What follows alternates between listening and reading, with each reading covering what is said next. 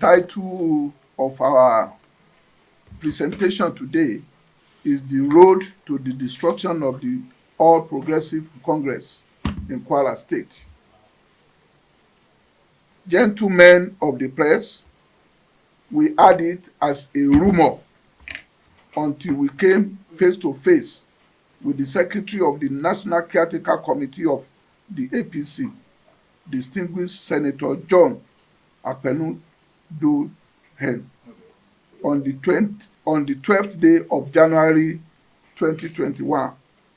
It was the secretary that told us that APC has dethroned our chairman, Honorable Basiru Omalaja Bolarinwa, on the 11th of January 2021 by giving a letter of appointment to his deputy, Honorable Samari Abdullahi. It should be recalled that Honorable Basiru Bolarinwa became the chairman of APC October 28, 2018, and he led the party to 100% victory in the 2019 general elections. He, along with other state chairmen of APC in Nigeria, was sworn in as the Kwara State chairman of the Caretaker Committee on the 11th December 2020. Why was the chairman purportedly removed? The secretary of the National Caretaker Committee told us that the chairman is said to have been removed on the complaint of the governor of Kwara State, His Excellency Abdulrahman Abdulrazak, as he claimed that he could not work with the former. The complaint was sustained and made a subject of removal as a result of a connivance between the governor of Kwara State and his Niger State counterpart and friend, His Excellency Sani Bello. The content of the complaint was not made available neither to the critical stakeholders of the party in Kwara State nor to the chairman, Honorable Bolarinwa. The decision of the Caretaker Committee was said to be based on the recommendation of the North Central Zone of the party under the chairmanship of H.E. Sani Bello. Governor Sani Bello was said to have recommended that the authentic chairman of the party should be removed and be made a commissioner in the cabinet of Kwara State. He also recommended that Abdullahi Samari, the crony of the governor of Kwara State and the leader of Abraman Splinter AA group within Kwara APC, be made the caretaker chairman. With this recommendation, the smallest of the four tendencies that form the new APC after the exit of Dr. Bukola Saraki is now given a political edge that can never work. The whole thing appears to be a ploy by the national leadership of the APC to save their unpopular friend from political droning at the coming congresses of the party in Kwara State. The complicity of the National Caretaker Committee. We found it difficult to believe that the leadership of a national political party like the APC will flagrantly abuse its constitution by the purported removal of a state chairman. It is not written anywhere in the constitution of APC that a zone of the party, like the North Central Zone, can recommend to the National Secretariat for the removal of any officer of the party in any ward, local government, and the state. Does the North Central Zone know what goes on in Kwara State? As the North Central Zone conducted diligent inquiry on events in the APC of Kwara State to have been in position to make any form of recommendation about the party in the state.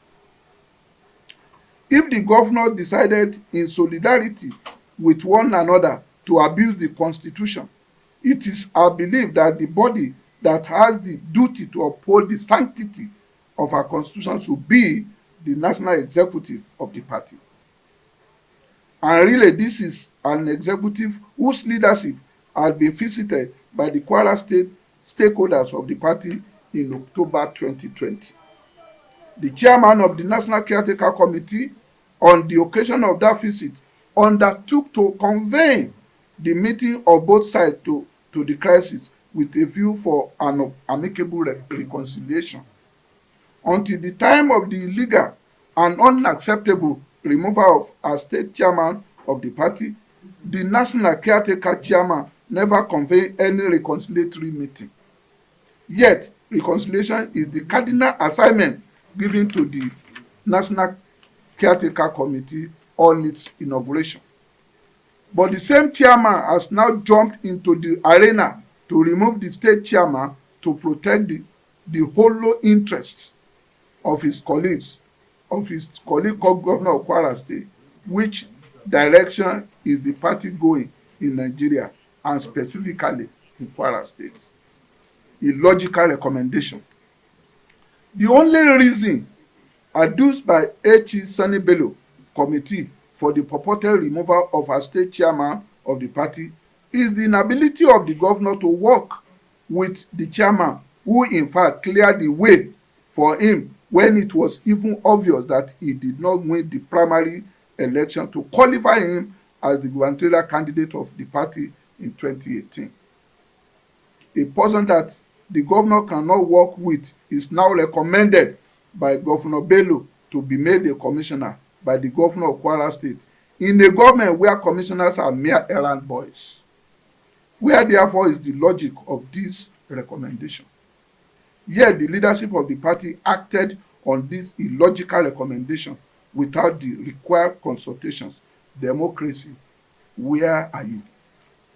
Our resolve. We have resolved to reject the verdict of the National Caretaker Committee on the purported removal of Honorable Basiru Omalaja Bolarinwa. It is worth nothing more than the value of the paper on which the letter given to Honorable Samari Abdullahi is written. It certainly shall not work in Kwara State, no matter who is behind it. Though we told the secretary that the decision could sink the party in the state, he said they really do not care. And he repeated during the conversation more than 5 times that he was acting on the instruction of the chairman, H.E. Mai Malaboni. We shall prove to those that aborted the People's Revolution, foisting on our party the present situation since 2018, that Kwara is not an appendage of any outside power conspiracy. They continue to compromise our noble cause with these unacceptable decisions, and we shall henceforth prove to those that are not popular at home, but rather rely on political manipulation from outside, that the game is up. Appeal. Firstly, we appeal to Mr. President Muhammad Buhari, GCFR, to save the party from the imminent destruction that this decision can engender in Kwara State. We also appeal to the leaders of integrity and goodwill in the party to save this party from this deliberate journey to political partition. We appeal to our teaming supporters for calm, and that they should remain steadfast, resolute, and continue to support this historical cause once again. We should know that it is not over until it is finally over. Well, if there is a smooth relationship between members of the party and the governor, there will not be a presentation of this nature. And because we have some crisis within the party, we have visited the leadership of the party and put before the leadership what caused the crisis, and we were in fact believing that they will call the two sides for amicable settlement. So it is because the governor, after he was elected, he decided to run a solo administration without consultation with the critical stakeholders of the party. It's not a question of contract. It's not a question of being given money. a question of democratizing the government by those we fought together, and in fact he even fought least because we know how he was given the ticket. That is not for this place now. We might come to that later on, but not now. So we know how he got the ticket, and such person that got the ticket through that means is expected to be humble. The governor is not humble with power, and we believe that he is likely to ruin and destroy the chances of our party. In actual fact, the governor has been able to run a party without consultation. He is also in league with the state assembly, which means he has pocketed the state assembly and his government. And the last option for all of us that still remain in the party is the party which he now want to pocket. And then the totalitarian regime will have been established if that one is allowed. So that answers that question. I believe you are okay. Governor as the leader of the party. Well, you see,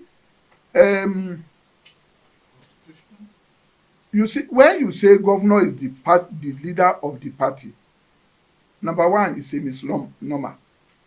There is a party, there is the government. Is the leader of government.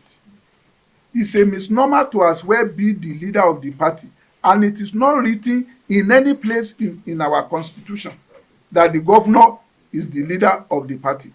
But be that as it may, even if you are pronounced to be the leader, even by convention, what we believe is that being a leader doesn't mean that you should not consult. Being a leader doesn't mean that you should pocket everybody. Being a leader doesn't mean that you should behave like a dictator in a democracy. And being a leader does not mean that you can solely remove the party chairman. If you do so, what becomes of others? It means you can do anything with the party, with the government, and nobody should complain. That is why we say that will never work in Kwara State. We fought the war of Otoge. In fact, he played the least role. We fought it, and we have made it known to him that if we were able to fall down an Iroko tree, it will not take us time to remove the shrub.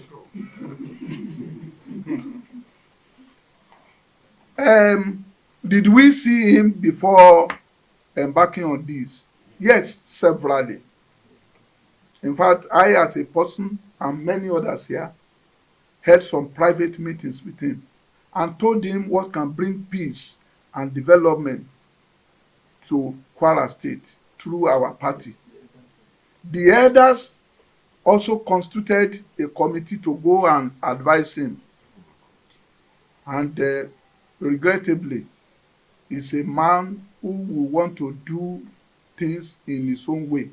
And when you have a governor like this, what you should expect is that he should have somebody to whom we can also report, maybe a brother, a sister, a father, a friend.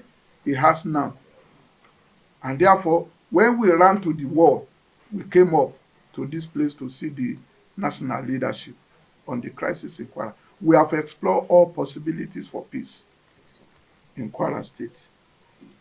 Then, apart from appealing to Mr. President, do we contemplate any other option? When we get to the bridge, we know how to cross it. But I will want to tell you that the decision to remove our chairman shall never work. Then, Bemi and Lai, they are with us. They are fully with us. They are not with the government. And we are telling the whole world authoritatively.